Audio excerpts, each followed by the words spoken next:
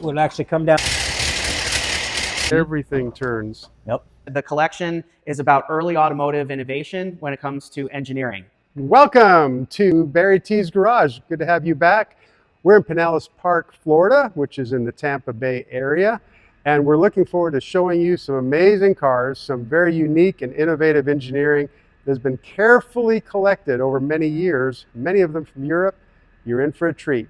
I've got Andy Kinworthy here, and he's got a very unique engine. Okay, first of all, what in the world is this engine from? This is from our 1933 Derby L8. It's the front-wheel drive car, 1933. It's a V8. You can either run these 4 cylinders, or you can run these 4 cylinders, or you can run all 8 together, 1933. Wait a minute. Okay, so you're going to have to explain how they engineered that. Okay, so basically what it is there's a carburetor on each side. The intake is actually casted into the block. Okay, so it's coming in and then there. And here's your intake ports here and here. Okay. Okay, so basically here's your intake valve, intake valve, and the exhaust valves are on the cylinder head, and they're operated with push rods. The intake valves are actually manually operated on the camshaft itself. Okay, wow. All right, so the carburetor allows the mixture in. Basically what you're doing is all you're doing is disconnecting the coil. That's okay. So the fuel's still coming, but the thing of it is being that the intake is casted in both sides. Yep. When you shut down one side, the CFM take over and they draw from one side of one carburetor at a time. Okay. So the pistons still go up and down. Yep. But it eliminates the vacuum and pulls it to one side. Okay. So without the vacuum, the carburetor kind of is by definition inoperable. Exactly. Okay. So interesting. So okay, so where are the exhaust valves? The exhaust valves are actually in the cylinder head. They're on top. I can go get you one right here. All right, let's have a look. Here's basically your exhaust cylinder head, and all your exhaust valves are on one side. Okay, so there's the valves up there. And there's where your exhaust manifolds go. And the manifold's there. They're on the very top. Wow. And what year again was this? 1933. 1933. And so they had a choice of either 4-cylinder or a V8 in 1933. They used it to save fuel because the car was actually raced at Le Mans. Really? Yeah, and a female, she actually still holds records today in France. So. Wow. Yeah. The other car also unique because it has adjustable shocks, friction shocks where I've never seen before, and it actually has brake bias, cable brake bias, 1933. Okay, so how did the brake bias work? Brake bias works is there's cables on one front, one rear, and then there's a pulley with the arm. So as you turn the rod, it moves the rod over with the pulley to tighten up the cable, which in turn makes it apply before the other side. Okay, so from inside the cockpit of the car, you can actually adjust brake bias. Okay. Yeah, crazy. All right, and what about the shocks that you said were adjustable? The friction shocks, basically it's on a cable, and it pulls the wheel, and as it pulls internally, it actually turns the arm and actually pulls it in to make that friction shock tighter. Okay, so that's how you could adjust the shock on that. Yep. All right, and now what is the goal, going back to this engine, what are you doing to it? What's happening with it? Right now we're trying to set the clutch up. Okay. The clutch is kind of unique because it has double plates. You have a disc, the flywheel, you have an internal, which holds the pressure plate, would say. Okay. And then your springs would go on this side with a snap ring, would hold everything together. Okay. And so you're just getting that set up. I'm just getting ready to line everything up right now. So now, is this engine going back together? This is going back together. Actually, it's been apart for 5 years. Okay. Because it was actually a design flaw. That's why it's the only one left in the world. When I got it running before, so when it heats up, this actually expands, right, and it starts leaking water there. So we took it all apart and we cast welded a brace here and around the bottom to kind of stiffen this up. Right. Yeah, because if it was just the perimeter of the plate, there's nothing to hold it. And this is see. the water jacket. So everything, you can see the water jacket's all on one side. Yes. And there's hardly any material. Very little. Yeah, you're right. Wow. So you were fixing an engineering flaw from 90 years ago? Yep. So that's what I do, make them run and drive there you go. They can enjoy them. Well, the joy of this is you're taking a car that otherwise would just sit. Yeah. And probably has just sat for many years. Yeah. And then we drive everything in the collection. We run and drive. Right on. So we don't, you know. So do you happen to know, now you mentioned this is a race car, a Le Yep. Mans winning car. I'm not sure if it was a winner Or or maybe not. it didn't, but it ran a Le Mans. Yes, it ran So Le Mans. it's understandable having a V8. I wonder why they wanted a 4-cylinder option. It's fuel save. So even save in a race car, you still saving fuel. Okay. You know, because Le Mans, it's a pretty big track. Yes. You know what I mean? If you can save a gallon a lap, okay. you know what I mean? Fair enough. That's quite a bit. So, yeah. You know? Fair enough. I hadn't thought they would even be worried Problem about is that. nutrition back then wasn't very good either. So as far as the car lasting. Right. So, you know. That's right. And if you could keep it, and if you could pick one side or the other, maybe if you had a problem on one bank of... Or at that side too. Maybe you maybe dropped a valve. Yeah. You know, it still run. You know what I mean? So broke a valve spring, something like that. It still run one side. Right? So that's pretty fascinating. Yeah, it's pretty unique. Yeah. Wow. And let's see, is there anything interesting about the front? Is it a crank start? So it has a starter. Oh, on the other side starter's over there. I Yep. see it. Okay, you're right. This is actually the front of the engine, and then this is so it's front wheel drive. So Okay, this is basically the front. And everything's back there is going to be the just the drive for the speedo cable. Okay. And then on the back side over here is where the generator goes. Uh-huh. And on the back side of the generator is the water pump. Okay, and what about the electrical side of it? How did that run? Electrical side is just a distributor. Okay. And then basically it's a double rotor. Uh-huh. And then you have 4 on the inside and 4 on the outside. And all you're doing is killing the coil. And when you kill the coil, you still have the outside or the inside, depending on which one you want to run. Interesting. So yeah, it's very crazy. So, yeah. That is crazy. Yeah. I've never encountered anything like that. And it has such a weird firing order. You know, you take one plug wire off and see what happens. Now you take 4 and you know, see on a V8 and you're done. Your teeth out. It's not. And it runs smooth as glass. It's crazy. So it has a weird firing order. It took a while to figure out the firing order. I'll bet. Because it's not like a normal firing order. So. Wow, I'm gonna have to come back when this is running and listen to it run. Yeah, it's cool. That's a cool car. Wild. Well, Andy, thanks for showing that to us. Appreciate that. Yep. Just for the record, what car is this? It's a 1925 Gérin, G-E-R-I-N Aerodyne. Aerodyne. Yep. Okay. It's a prototype, and it's way advanced on every aspect of the car, from the suspension to the motor to the transmission. I mean, it's just for 1925 is unheard of. So basically, you have aluminum pieces, cast aluminum pieces, sandwiched with wood in the middle, in between. Okay. And that's how the aluminum panels will go on. And then your molding will go over the top of it and hold both panels onto the car. So that's how the skin attaches. It attaches, yep. Okay. The motor is a 4-cylinder inline, and it's made. His idea was you brought your car to his dealership. You had a problem with your motor. You'd slide the motor off on. See how it's sitting on this track. Oh wow. They slide the back half off. They slide you on a loaner, and you go on your way. Really? Yeah. So and it's way advanced. So roller rockers. No kidding. Roller rockers. Wow. Get a good look at that. Yep. 1925. So this is a prototype engine, was never produced in a mass. The only one ever made. Wow. Conical valve springs. It has chevron timing gears. It has 8 spark plugs, so you can run a magneto on one side and a distributor on the other. Really? Yep. So the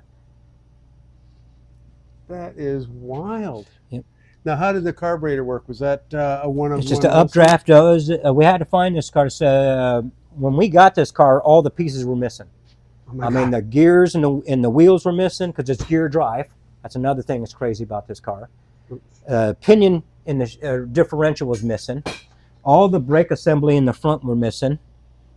Well, how in the world can you either find those pieces or We had to find something from the same era because you're obviously not going to find the original pieces. Right. So we did what we could in that era so we can make it run and drive again. So that is fascinating. So you. And the suspension is actually pretty unique too. We have all the fenders on, but you really can't see it. Let's see if I can get any kind of a shot of it.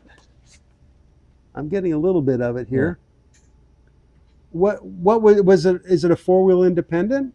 It is four-wheel independent, and it is a it uses a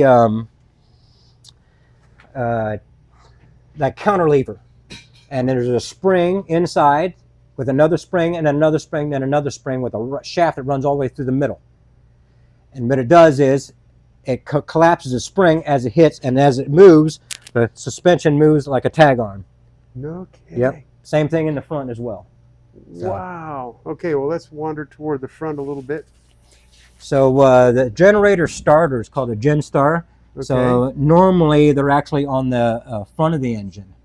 This one was designed on the back of the engine, but the problem is when I try to make it run, yeah, it wouldn't run because it was spinning the motor backwards. Right. Because it's driven all this. So I had to make one up here with a Lovejoy and a collar mounted on the floorboard, so it's actually driven off the front of the engine. Wow.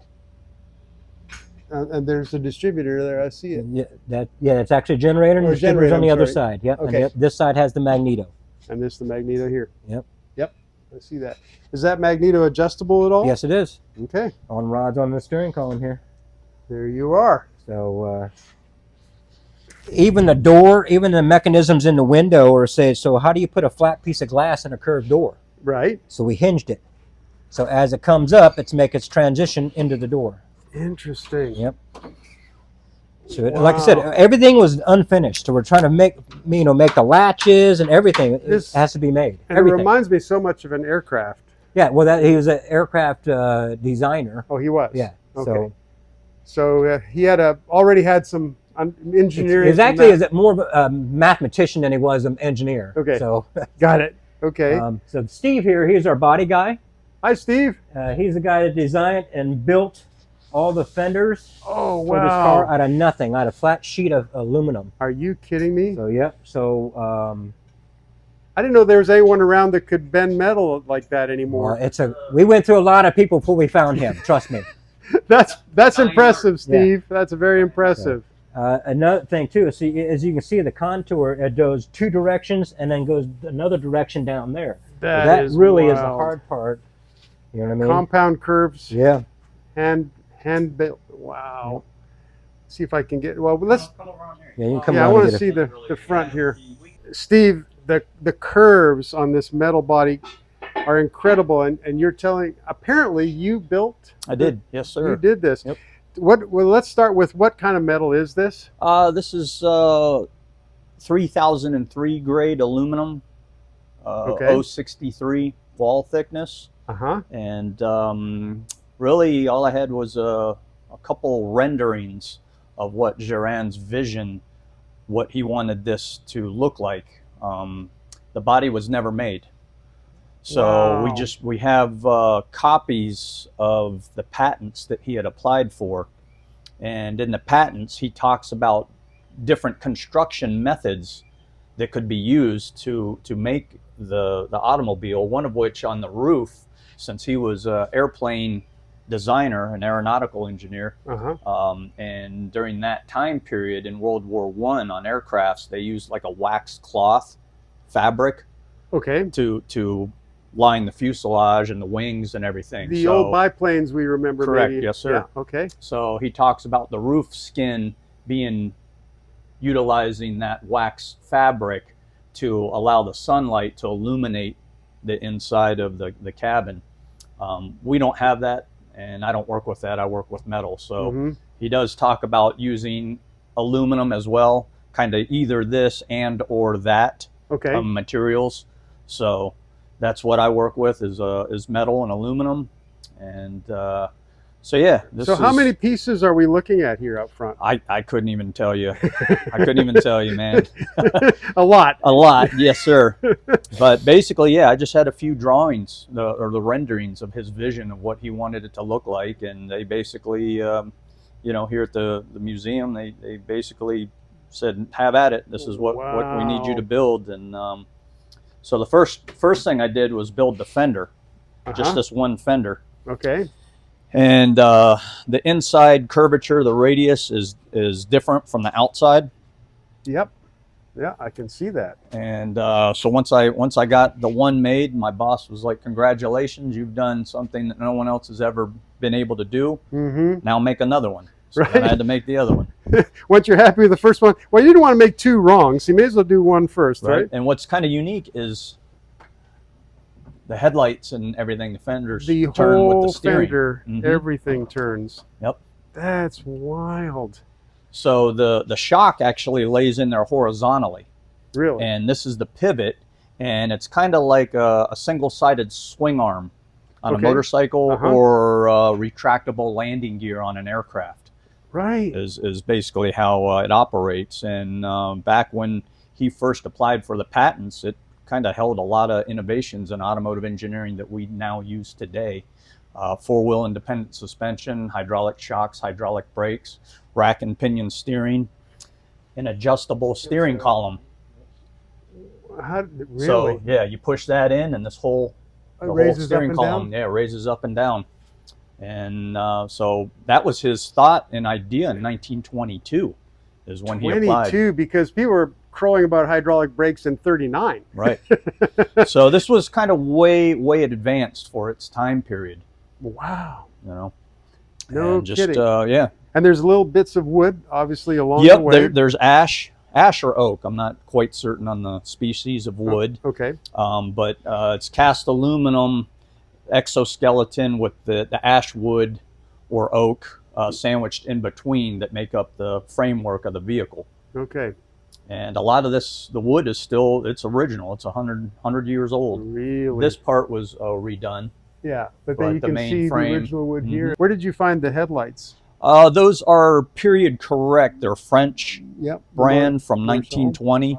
Marshall. Yeah. Well, since this part of the car was never finished, obviously you have license to make good choices. Creative freedom to a degree, yes. Yeah, that's really as long as great. I stay as much period correct as well as try to follow his rendering. Yeah. You know, because like I said, it was never built, so we just have these renderings of what his vision was at that time period. So there's some design changes that have been made, but we try to stay as correct to his vision that he wanted to.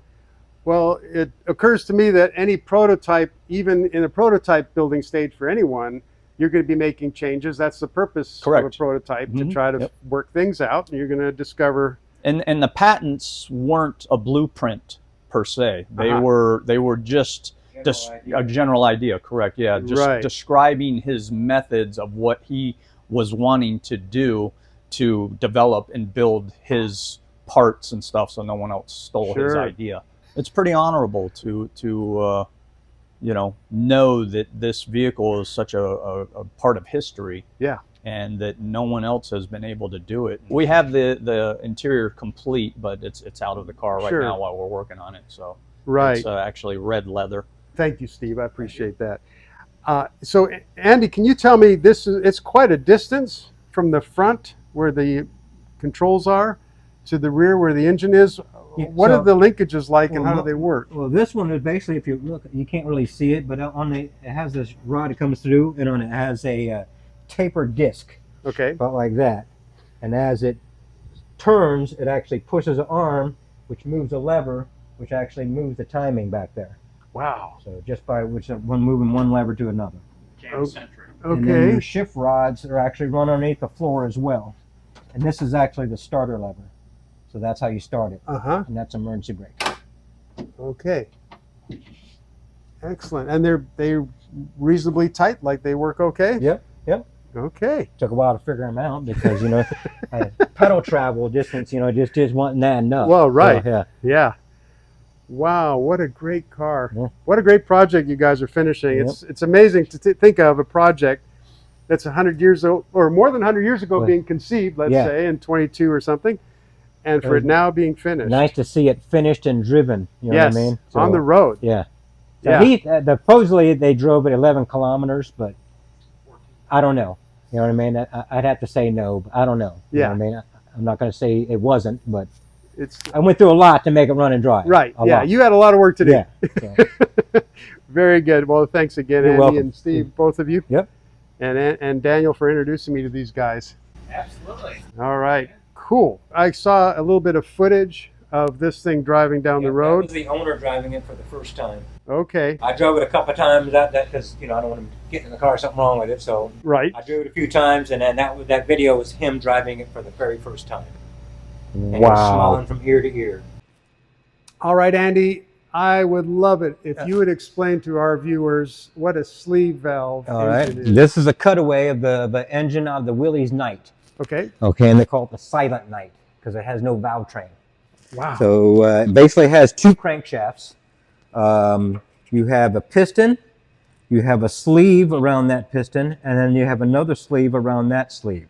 Okay. And those basically almost act like a reed valve almost. So basically what happens is as this motor rotates, okay, the piston's going down, see that opening? It's going to open up. Yeah. It's going to draw fuel air into the cylinder. It's going to compress. Then it's going to come up, and the other sleeve's going to come up, and that's open up, and that's your exhaust. Okay. And okay, so that's how that happened. Where's the other crankshaft? How does that work? There's two cranks. The crankshaft that turns the crank, and the other one that operates the sleeves. It's on this side. Okay, so there's that. And there's that. Okay, so this is the angle. So if I see this going, I can So see you wouldn't both call this going a camshaft because it doesn't really... It doesn't have the shape of a cam, does it? So it has more of a crankshaft. Yep. Look at that. That is wild. Yeah. So, and the only downside is they smoke. But they have to smoke in order to lubricate the sleeves. Okay. And this is just a water tube. So water goes up and down through the cylinder block. Okay. So the common problem with this is using oil. And they smoke. Now the Willys-Knight is actually the only one you can actually regulate oil flow. Okay. The French versions you can't. The Willys-Knight has what they call oil rectifier. You can actually slow down oil flow or speed it up depending on your preference. So, I see. Okay. This sleeve valve is actually one of the first ones. Actually a little different because this one, I just restored this engine here. Okay. So this one here actually has a cylinder head, and then there's 3 sleeves on the cylinder itself, and the piston actually is up inside the compression chamber. Really? So, yeah, so it's a little different than that sleeve valve engine compared to the most ones.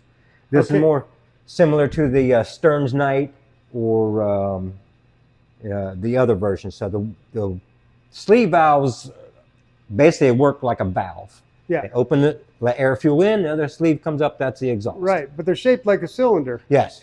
So they're a little tricky. So I haven't had the pleasure of opening up other than those yet, but I have opened up this one that is just a little bit different than the other ones. If we could slow down just a minute, because I need to wrap my brain around this a little bit. So how does the plumbing work? Because you have, obviously those are the exhaust. This is your intake side. So the intake side is there. Yep. So what are these doing? Are they just These are just water ports. Oh, those are water. Okay. Yeah, so it just transfers water to each cylinder head. I see. Okay. So the intake side is on there. This side, yep. Trying to get a shot of it for people who want to see it. I see. Yeah. So it's just a little different from these valves because the sleeve, the piston rings are on on that piston itself, and this one, the rings are actually on the jug itself. Oh, really? Okay. Yeah, so it's kind of opposite setup. Uh-huh. And this is on a car It's the Daimler, yeah. Okay. This is actually supposedly one of the first sleeve valve engines cars ever converted because, like Willys-Knight, Stearns-Knight, the deal was if you used a Knight engine in it, you had to add the name to their name. I see. So like Stearns-Knight, Willys-Knight, so on and so on. So. Okay, so you see that word Knight, that tells you what's under the hood. Exactly. Okay. Yep. Interesting. Yep. Okay, and then these other cars in this row are also sleeve valve. Every one of them are sleeve valve engine. This is a Voisin. And if you remember, we talked about the Gérin Aerodyne. Right. Okay, so that's the cars up there. Those are all 3 that he made. Okay, and then he actually worked for Voisin as an engineer. Okay. So. All right. And then you have the Panhard Dynamic, which is also a sleeve valve engine. Okay. But this is a unibody car. There's no frame. So, wow. That's pretty early for a unibody. Yeah, and what I like about this car is, most cars, old cars, you have to slam the door. And this one. Wow. So perfectly machined. Very nice. And then you have the Willys-Knight. Uh-huh. And then they have the Stearns-Knight. And the Stearns-Knight is actually the last one in existence. There is no other example of this car. Is that right? Wow, and it is a massive It is a car. massive car, 6,500 pounds. Really? Yeah. Wow. And that again has a sleeve valve. Has a sleeve setup valve in it. engine, correct. He did an amazing job. Yes. A really amazing job. Well, thank you You're for very welcome. instructing me on the sleeve engine, sleeve valve. So this is called the Reyonnah. It's a 1951 Reyonnah. It's a prototype of the rest of them. Basically, they were designed like New York. There's very little parking. In France, there's very little parking. That's why it was designed. Okay. So basically, this is in parking position. Okay. So this would actually come down, and that's how you would drive the car. And you would pull up where two cars were parked. You get out. You raise it up, and you push it in between two cars. So. Oh, that is hilarious. Yeah, I can't believe I just saw that happen. Yeah, it uses a motorcycle engine. That's a 175 motorcycle engine. And fortunately, that's not at the end you have to pick up. Wow. Now, does that steering wheel change position at all? Or that's just how it works? Well, when you raise it up, you lose steering. Right. Okay. So you're basically you're pulling it into the parking spot. Yeah, I'm just thinking about the angle of the steering wheel. Yeah, that all stays the same. Interesting. Well, so that's clearly aircraft engineering. Related, yes. Related, Yep. yeah. That is wild. Well, thank you. You're welcome. Quite a trick. Yep.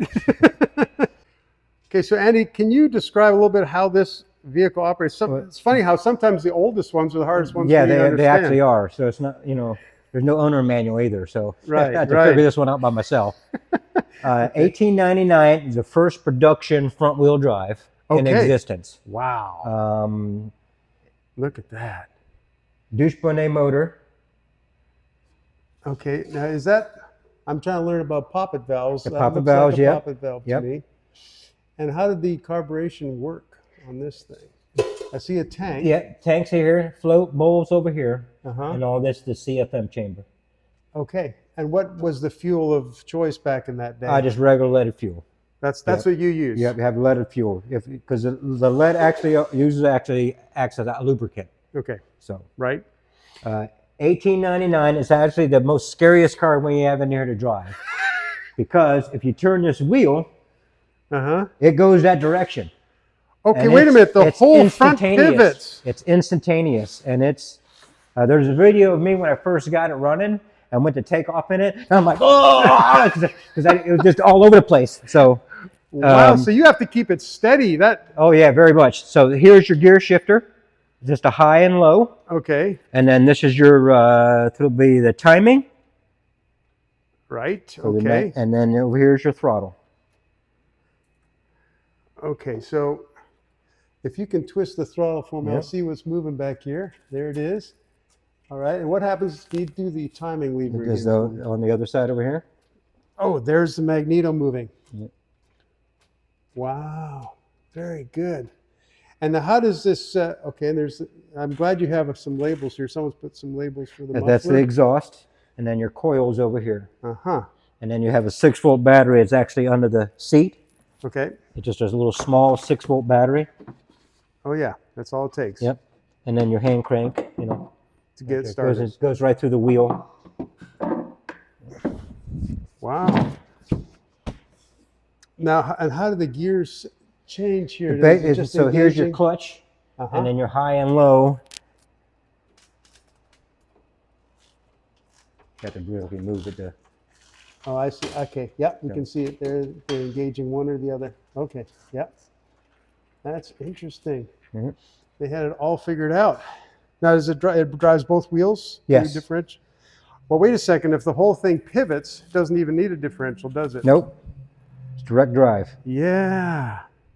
Now this is actually your differential, and your pinion is actually coming off the motor. So. Okay. So the pinion comes off of that to the ring gear on Yep. that. And And off then it there's just goes. your clutch. Fantastic. Wow. Yeah, I can imagine this is a handful to drive. Yeah, it's scary. Not as scary as some of the, because like the VSA 3-wheeler, that little race car in that other room over there, Yeah. and the There's another one, the Elvis. The clutch is on the left, brakes on the right, gas pedals in the middle. In the middle. And you only make that mistake once. So. Right? So. And you want to live to talk about it, right? Yeah, so. That's very good. Armature, so these magnets, and they turn around on armature, create electricity from this generator that run this electric motor attached from the transmission that push the car down the road.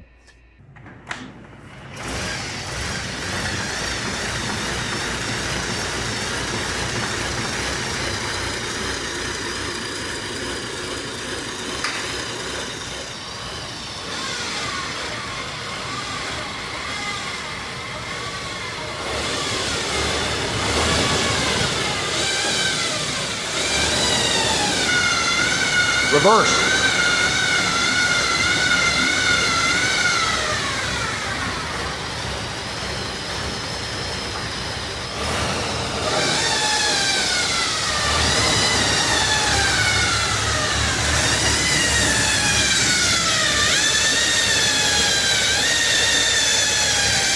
So all the engine pushes or all the engine does is spin the magnetic coils. That's all it does. Dynamic coil. Yep. And they call the car of 1,000 speeds. Okay. Because the lever on the steering wheel is like a slot car. Okay. So the more you pull it down, the faster it goes. Right on. Yep. Wow. So yeah, it's a gas electric hybrid. Yep, hybrid. And I guess a modern version of that would be the Chevy Volt. Chevy Volt, exactly. It would be the closest similarity to this. Right. Yep. And so they're just kind of working off the 1917 version. Yeah. So now, and I'm not up on electricity, so this is kind of a new era for me to kind of jump into. So I actually had this one running, and we had some electrical issues, so we had to pull it back apart again. So that's why that one's apart. But it was running and driving.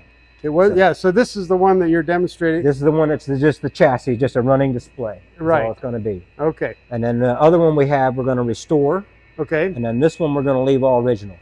Okay, so you're going to have an unrestored, a restored, full restored, and then a running display. Demonstration version. Yep. Okay. Yep. Very good. Wow, what great coverage of hybrid vehicles. Now, is there anything very interesting or different about this engine? It's an industrial engine. If you see this piece up here, we actually worked with Jay Leno's guy to reproduce this piece because, like when he had his problem with his, it was the same thing. It was leaking water.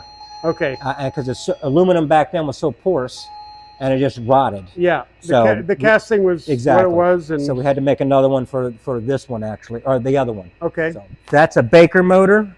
And then the other one's a Buddha motor, and then this is a Buddha motor. Okay. So same kind of car, but they just use a different motor. Right. Yep. The motor was kind of, I wouldn't say quite incidental, but it wasn't really the innovative part of it. It was a universal part. Right. Yeah. When you say unrestored, this was obviously found somewhere. This is exactly how we found it. You know, and there's a real fascination to that also. Well, I like the fact that it's only original once. Right. It is. That's true. There's 100% right. And again, using a lot of wood mixed with metal for the body. Yeah, and I mean, look at this thing. I mean, it is very original and all. I mean, it's just in really good shape. No termites, no woodworms. Wow. I mean, just phenomenal. Yeah, when you think of it that way. I mean, this fabric is original, isn't it? All original. That's fascinating. Well, with the pull-down shades, this is quite a car. Yep. Wow. Big drum brakes. Now, did it have... normally, they won't have drum brakes in the front. Okay, that's this is actually an option that they sold back in the day. And you very rarely see an older car from the early 1900s that has front brakes. That's right. Normally, they're all rear brake. That's right. So, yep. Because you got to think, there weren't that many cars on the road back then. Right. So... How often are you going to use the brakes? Well, exactly. Maybe a car walking the road or something like that, so... That's right. This is a 1909 Elmore, 1910 really, but it's a two-stroke. Oh, two-stroke. Two-stroke. So kind of crazy how it is. So when we got the car, it actually has a step piston. So on the bottom half of the piston is 6 inches in diameter. On the top half of the piston is actually about 3.5 inches in diameter. What? And you have 3 rings at the top, 2 rings at the bottom. And then basically your crankcase is on the bottom, and on the other side they actually have a fuel rotor. And what a fuel rotor is, Elmore's the only one to ever use it on the 2-stroke. Okay. And it's a shaft, hollow in the center. It has 4 holes where the carburetor sits. And as it turns around, it drops fuel and air into each pocket, which delivers it to each jug. So almost like a fuel injection for back then. Right. Yeah. So, but it's just crazy for Elmore. I mean, it's the... Now, going back to those pistons, what was the reason for the... Because you bottom actually, the 2 rings actually use that to draw air and fuel into the cylinder. Okay. The other 3 rings on the top part of the piston is the compression part. Okay, so the intake valve was at the bottom of the piston, Yeah, kind of? they're actually, it's not really a valve. Midway? So okay. it's, you know, not, you think a 2-stroke has a revalve. This doesn't have any That's of true. it. That's right. So there are ports inside these jugs. Yep. And as the ports, they're open up, and as the fuel comes and delivered in it, the rings draw up into the cylinder. Pull it up. Yep. So it's 2-stroke, up, down. That's all it does. Right. And being a 2-stroke, it's going to have a power every downstroke. Yep. So that's a lot of power. Yeah. For 1910. Yeah. So crazy. So. Wow. And this car's in beautiful condition. Yeah. Do you know when it was restored? This was actually restored by an older gentleman, and actually, unfortunately, never got a chance to finish it. I see. And when we got it, I think we got it from somebody that just threw it together because there was a lot of things that were wrong with it. The rings were seized of the piston, the rotor shaft was in wrong, just a few odds and ends. It was actually just thrown together. So, but I got it running. Okay. So unfortunately, we've got a lot of rain lately, and had a really good test drive with it. So okay. That's what I'm waiting for. Still yet to come, huh? Still yet to, yep. Now, how did the oiling system work on The it? oil system is basically, your oiler is basically, you can't really see it down here, but it is a oiler. It doesn't really produce any oil pressure. It just drops oil flow. Yep, look at that. Okay, and it delivers to the tubes. So the 2 tubes oil the journals on the crankshaft. The other one goes on the other side and shoots oil right into where the throat of the air and the fuel go. Okay, so primarily it's oiling the crankcase and the crankshaft. And throws oil, into the fuel throat mixture of the carburetor, so it draws it to each cylinder. Right. So, and I'm not up on the fuel oil mixture yet, so I'm putting it in the oil just to make sure. So, okay. In the gas. Keeping it a little experimental still. Yeah, well, I mean, it's just, you know, first time, I don't want to hurt anything. Right. The other cool thing about the thing is actually the distributor part of it. And it's basically just a little box. And as that rotor spins around, delivers spark to each cylinder. Oh, you're kidding. That is really cool. That was also wrong timing too. So. Oh yeah, so you had to work that out. Yeah, and obviously no repair manual. So 1910. So wing it. You have to. That's my basically my thing. I wing everything. So reverse engineer that's everything. It. Okay, and is this also a starter pedal down here? No? This is actually the what turns the fuel rotor to advance it. So you can advance the timing, and you can also advance the fuel delivery as well. Interesting. Yep. And then your 2 pedals on this side are your emergency brake and your regular brake. Your gas pedals up here on your timing. And then this one, there's a rod that comes through the floor, and it's actually a compression relief for the exhaust to give it more power. So you just opens up the exhaust, so you give it more power. Okay, so the hot rodders today that think they're all... things already been done before. So they didn't invent that either. No. Wow, and of course you can also adjust the timing on the steering wheel. Correct. Too, I'm sure. Yep. What about the cooling system?